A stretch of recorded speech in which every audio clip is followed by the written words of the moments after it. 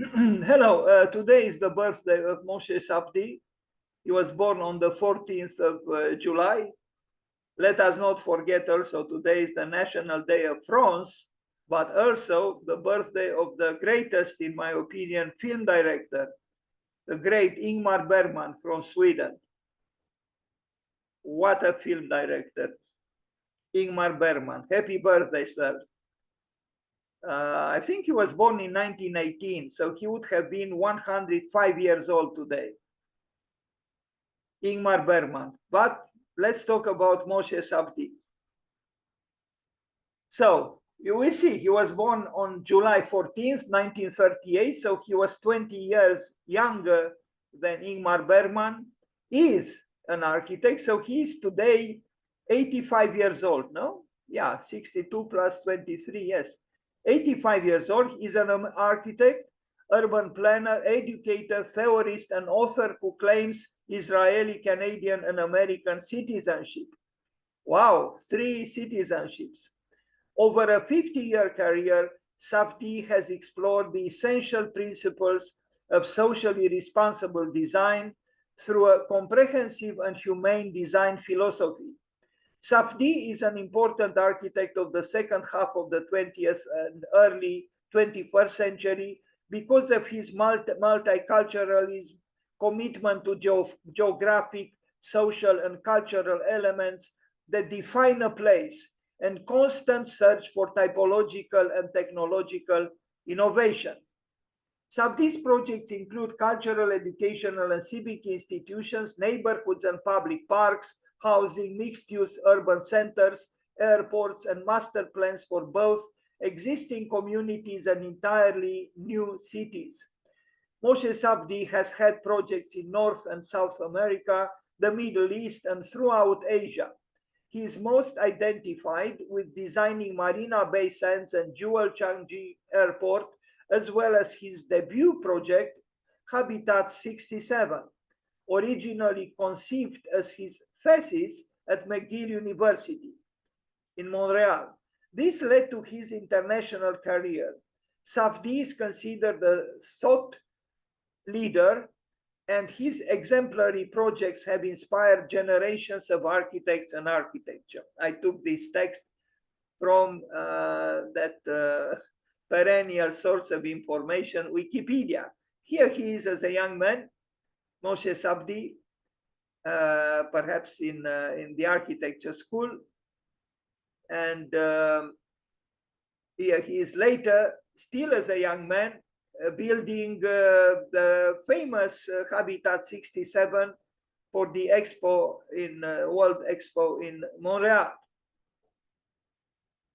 Moshe Safdie, maybe with his daughter.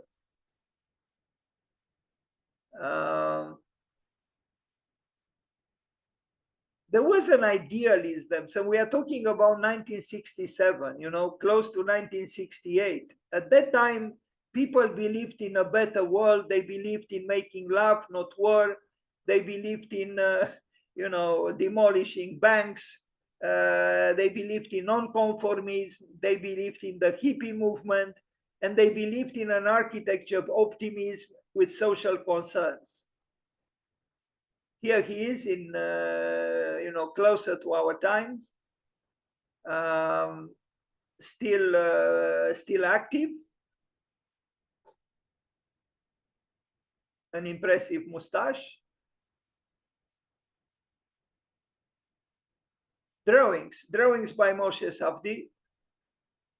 Here it is, the Habitat 67 in Montreal.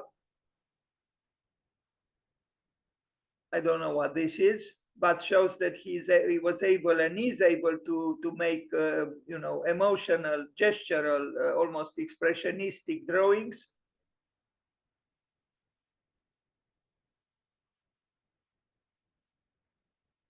Since I mentioned Ingmar Bergman, I would like to quote again something that he said: in the field of emotions, we are all illiterates.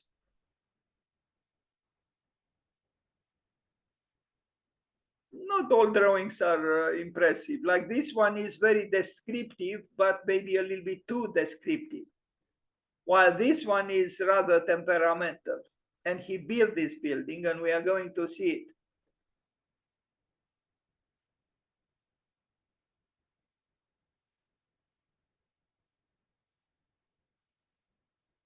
Moshe Safdie.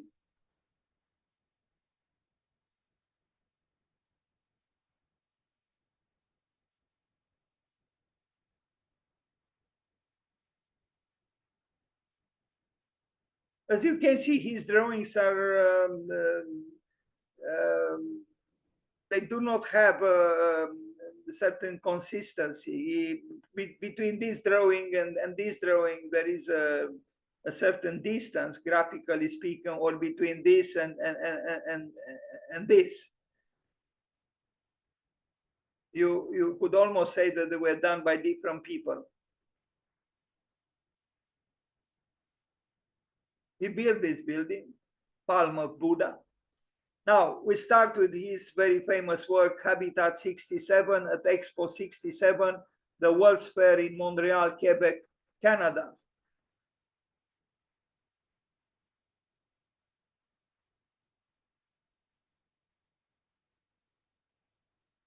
Well, we talked about unking, no? And the randomness of order. Well, in a way, here we are dealing with the same thing, you know, the randomness of order. We have order and disorder. We have the aleatory movement, and then we have also the rigors derived from geometry.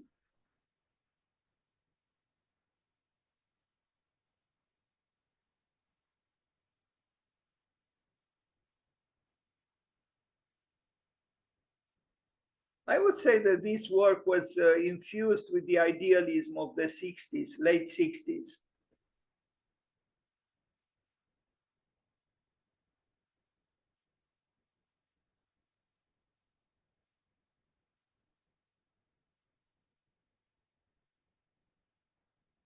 Now, these days, there are many attempts to bring housing complexes closer to what a hill is, or a mound is, or even a mountain is.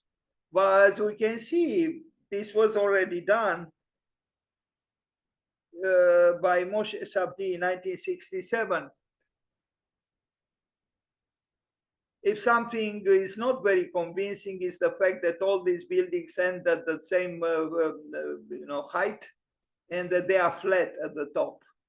Here, maybe a culmination a little bit more organic would have been better, perhaps, or at least to have some kind of asymmetry. Instead, all three are cut there. Who knows? Maybe they ran out of funds or something. But it's still a remarkable housing housing complex, and should be understood and applauded as such. Because there is variety in unity, multiplicity in unity, and we need both. A little flat at the top, but otherwise is I think, very successful.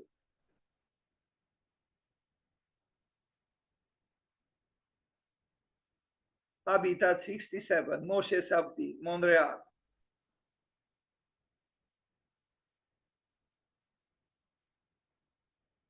Prefabricated units that are brought into place.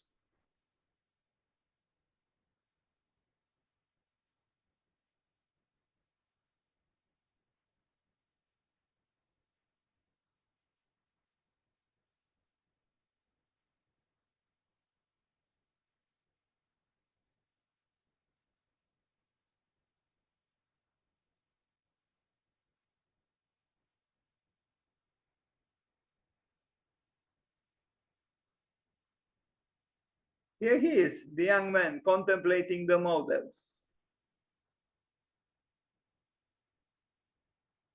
Quite a success. He was 25 years old when this work was commissioned to him.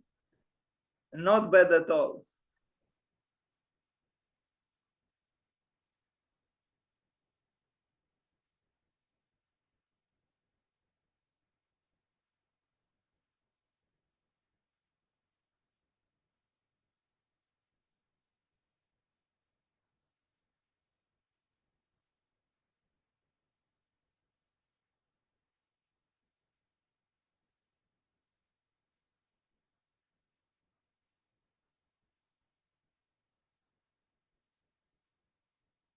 So there is modular thinking, but when you look at the building as it was built, the modules, negotiate between each other, and the general feeling is of, as I said, variety in unity, multiplicity in unity. There is unity, meaning order, but there is also variety, meaning randomness.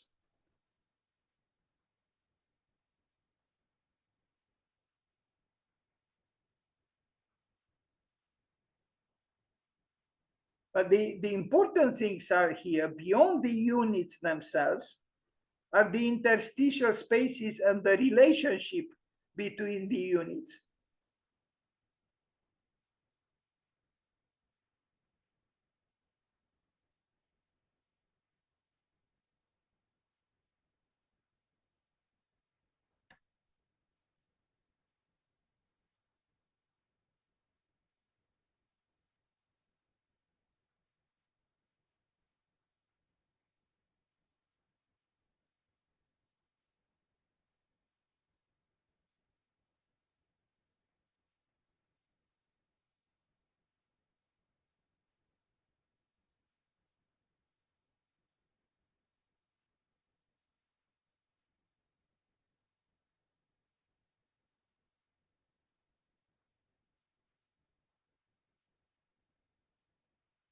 So, there is an element, a ludic element here, playing with the cubes, playing, almost like in a Lego, um, manipulation of cubes and so on. You play with them, and the playfulness is still apparent at the end. Although there is structure, and there is reasoning, and there is premeditation, there is also the ludic aspect. Homo ludens is present here.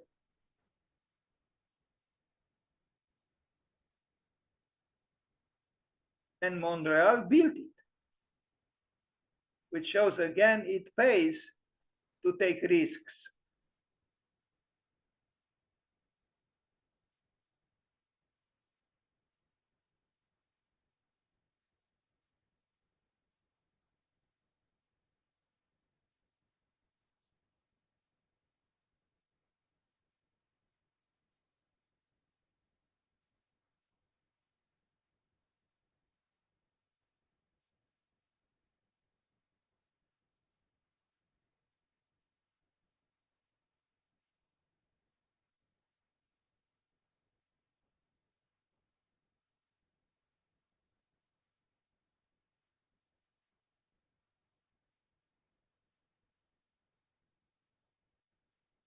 And this stair appears to be a little bit abrupt, referring to its angle, but maybe a little bit of an effort. It's not too bad. You might not have to go to the health club if you live in such an apartment, which is quite luminous and engaging. Or maybe not. Here the angle of the stair doesn't appear to be like here, so who knows, maybe it's the photograph that might have created this feeling.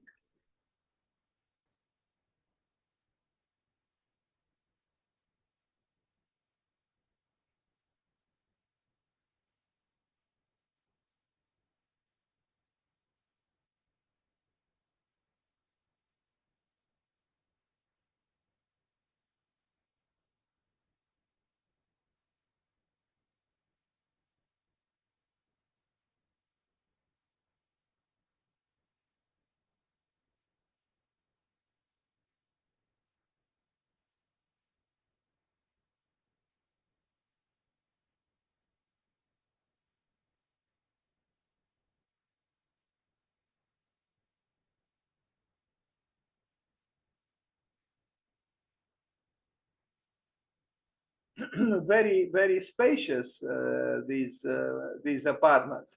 Now, le Musée de la Civilisation in Quebec City, Quebec, Canada, 1987, the Museum of Civilization.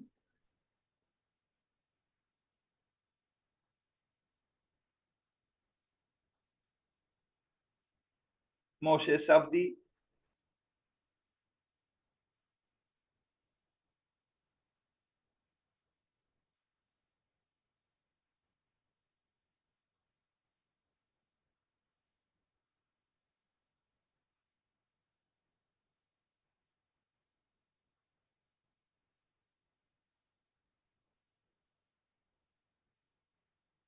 Now we could wonder, what did he make, or what did he do between 1967 and 1987? That's 20 years. I think he had a period when he didn't build so much, but now he's again very, very busy, very, very active, being going towards being 90 years old. This is not a bad building, this Museum of Civilization, as it is called.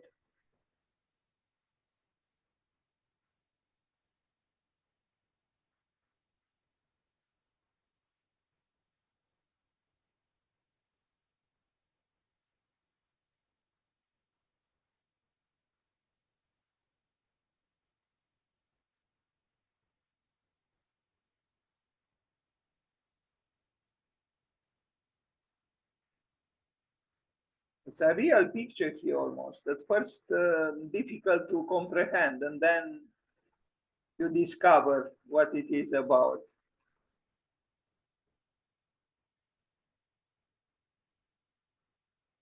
Because of this roofing, which is,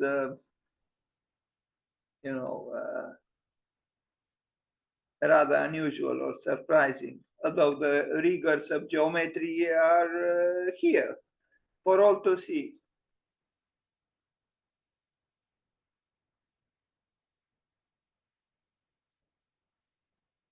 The National Gallery of Canada, Ottawa, Ontario, Canada, 1988. And national it is through its dimensions. Lots of glass, lots of heating in the summer, and lots of lots of cooling in the summer, and lots of heating in the winter. But the demagogy of glass was and is a phenomenon we have to fight with.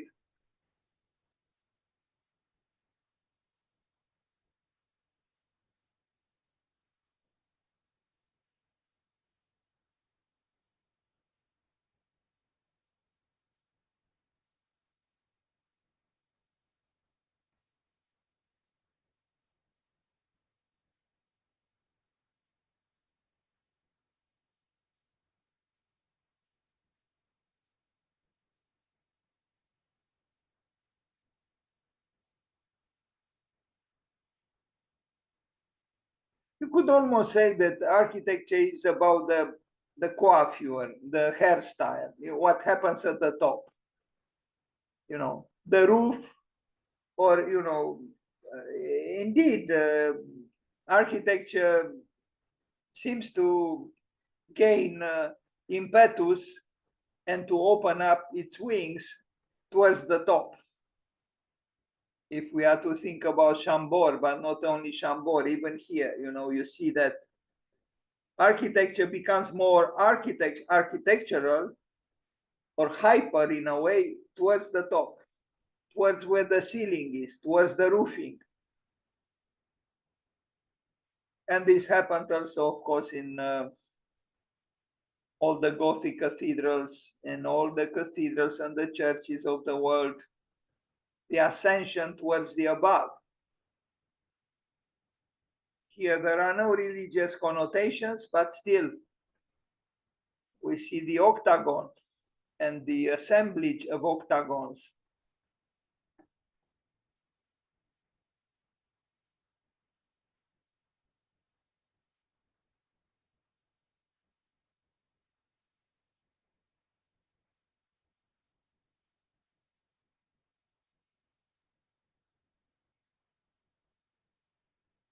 And the play and the play of light and shadow. And the sculpture by Louis Bourgeois, a famous spider, which was also present in front of the Guggenheim in Bilbao and many other places. I think we need a spider badly. And we also need weaving. Ariadne was transformed into a spider by a jealous and envious Athena. And the spider is a symbol of eternal weaving, no? Weaving its own web.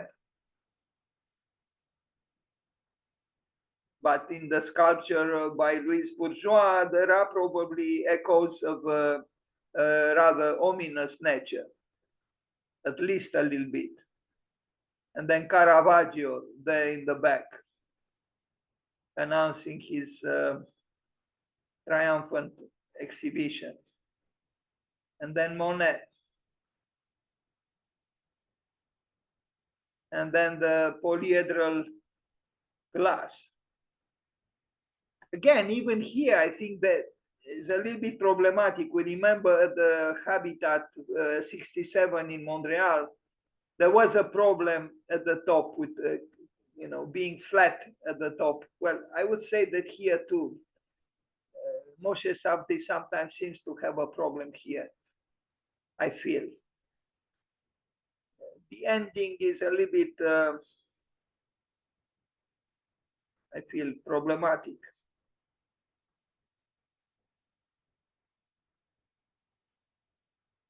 Glass, glass, and glass again. And then the electricity bill, of course. The new city of Modi'in in Israel, 1989. Well, it does seem to be a city, a city within a city, rather large, white buildings, I guess social concerns, much less interesting architecturally than Habitat 67 in Montreal.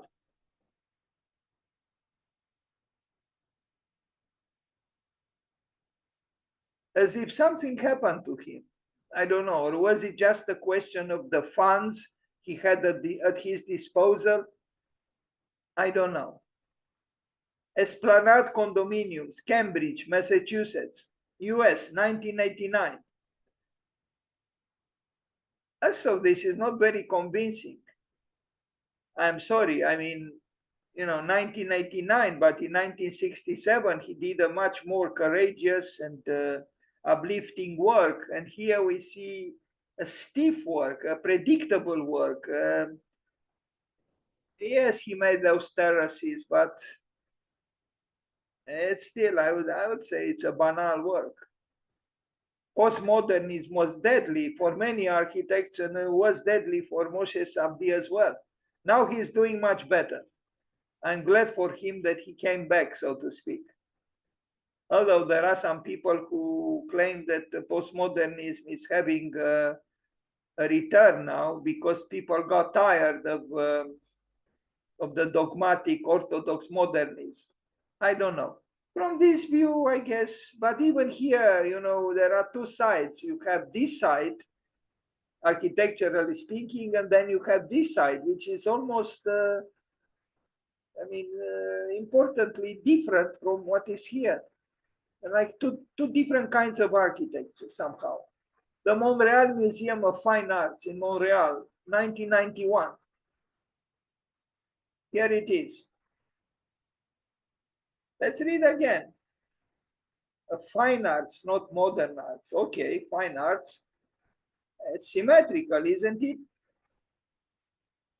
Who said that modernism is supposed to be adversarial towards symmetry? But here we see a perfectly symmetrical facade. The only asymmetry is because of the banners, not because of the building.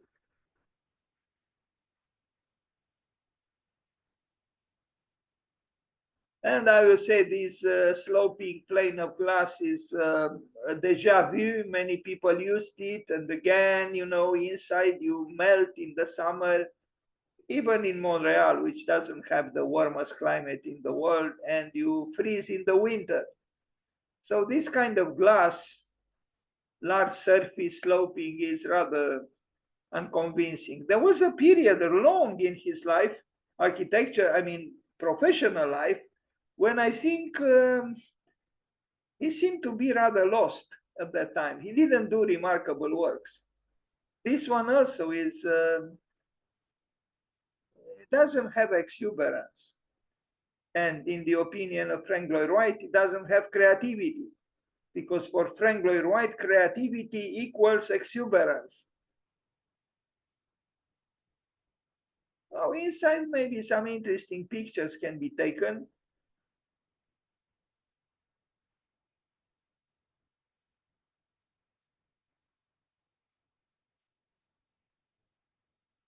The class of 1959 chapel, Harvard Business School, Boston, Massachusetts, US, 1992.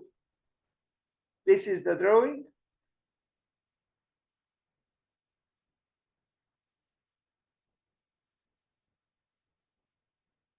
The class of 59 chapel.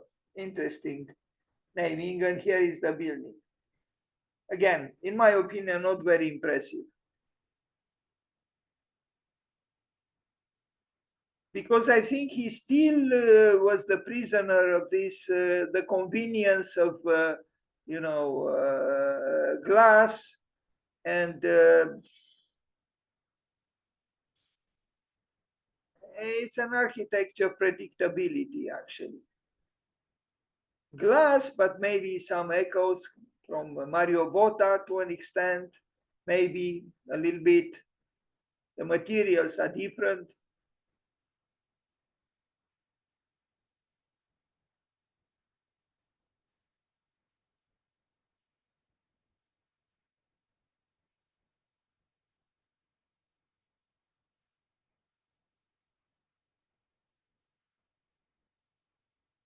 Even here, I think there are some echoes from Mario Botta.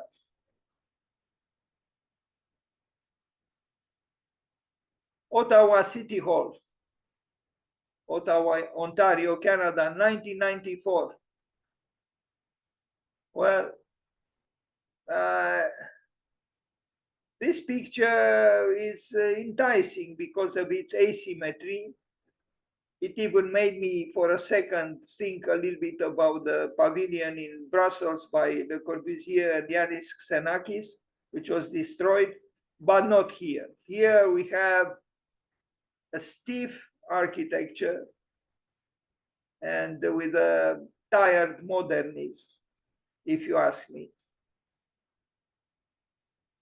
Very, very stiff, very, very predictable.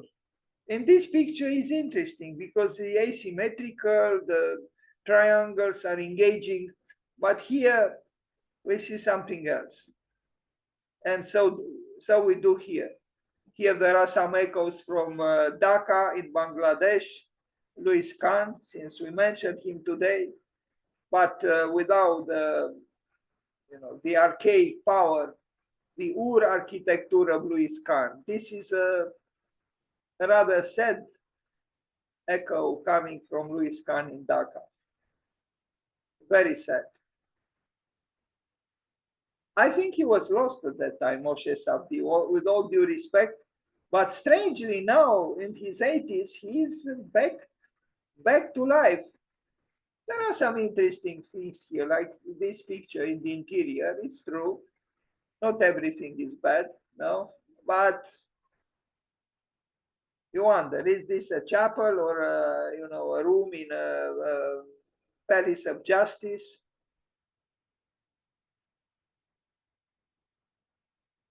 Where you expect the Grand Inquisitor to, judge someone severely. Rosovsky Hall at Harvard University, Cambridge, 1994. I don't know. I mean, postmodernists died, but it seems not totally for Moshe Safdie. Very interesting. This architect became younger after he was 80. Before, at this time, he was rather stiff. I think postmodernists had a deadly effect on him. And of course, not only on him. If you see what Kengo Kuma did around that time when he built that horrible, I don't know, Mazda showroom or Toshiba, no, I think it was Mazda showroom, a work which would have qualified any administrative office of the Order of Architects worldwide to remove his right to build, at least for some years. I'm talking about Kengo Kuma. This work by Moshe Safdie also is very static. Now, surprise, surprise. So from 1994 to 2010, 16 years passed. And look at this one, Marina Bay Sands Integrated Resort, Singapore. You know, the towers are as they are, but look what's happening at the top. Can you believe it? It's a high-speed train, you know, superimposed on those three towers. It's a casino, it's a resort, it's a place of, you know, illusions and delusions that you can get rich instantaneously if you only play the lucky card, which very rarely happens, if at all, as Alexander Pushkin quite well knew. I recommend to anyone, I suggest to anyone to read The Queen of Spades by Alexander Pushkin, an unbelievable short story by the greatest literary man in Russia, as Dostoevsky thought Pushkin was. But this bonanza architecture in Singapore by Moshe Safdie, to be honest with you, both depresses me and leaves me cold. I mean, we know that Singapore is the Switzerland of Southeast Asia, so they have all the money in the world. But what is this thing on the top of the towers? You know, it's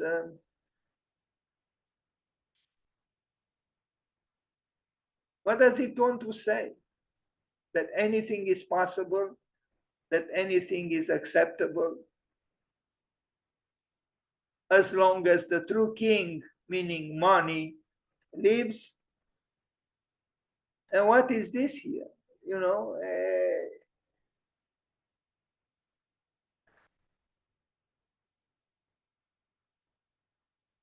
joie de vivre, but to live without meaning, you know, just to fool around with plenty of money in the pocket and rent a depressing, luxurious room in one of those hotels underneath the high-speed train at the top.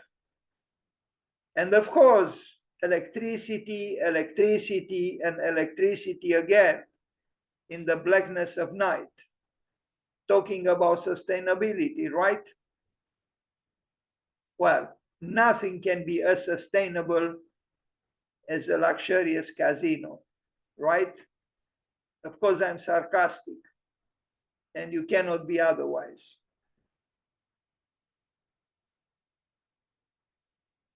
Rather sad, Mr. Safdie, in my opinion. United States Institute of Peace headquarters, Washington, D.C. Now, do we really need an Institute of Peace?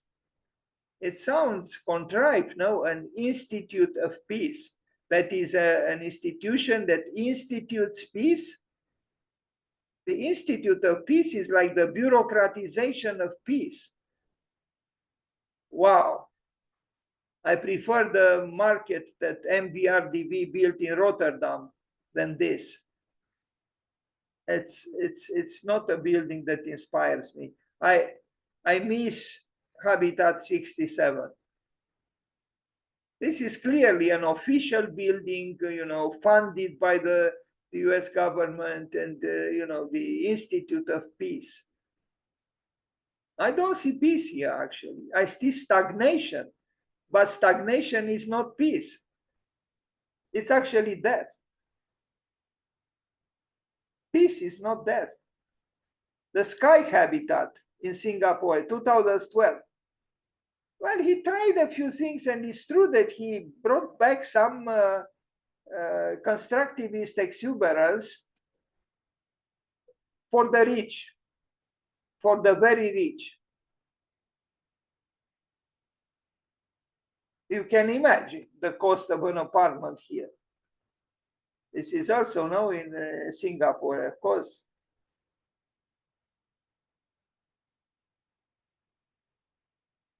It almost says yes to democracy as long as democracy belongs to the rich.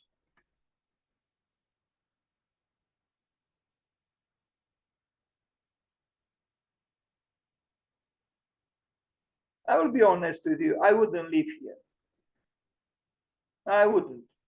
It doesn't matter how comfortable and cozy. No, no, no. Skirball Cultural Center, Los Angeles, 2013.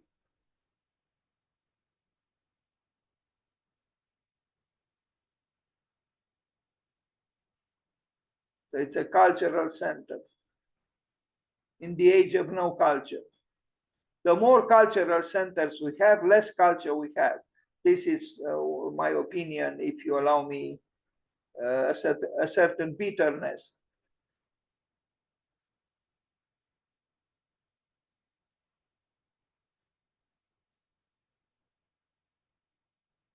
We had, of course, also in Los Angeles, the Getty Center by Richard Meyer, you know, everything for culture in the age of no culture.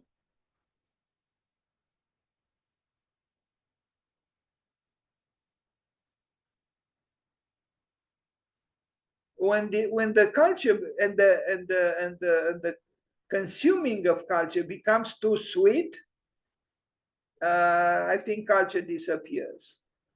Well, where is the culture here?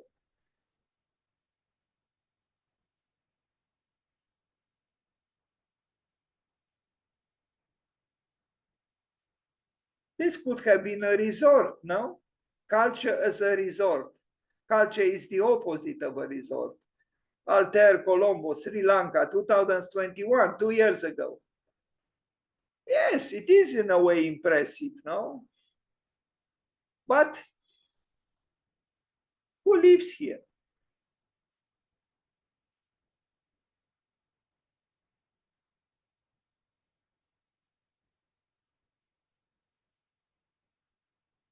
To me, it's a dubious optimism here.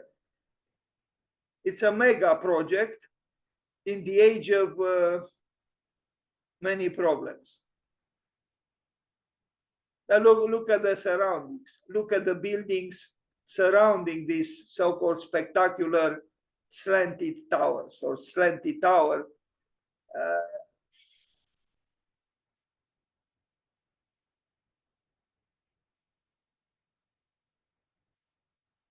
As I said, for me, they have a suspect optimism, these towers. And they are certainly not for everybody. They are not for proletarians. These towers are not for proletarians. They can't be.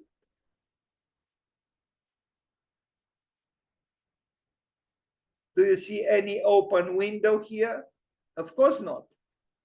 The air conditioning is pumping, pumping, pumping air in these units. A proletarian wouldn't have money even to pay the electrical bill, forget about purchasing the apartment. That's it. So let's wish happy birthday to Moshe Safdie on this day of the 14th of July, 2023. Thank you.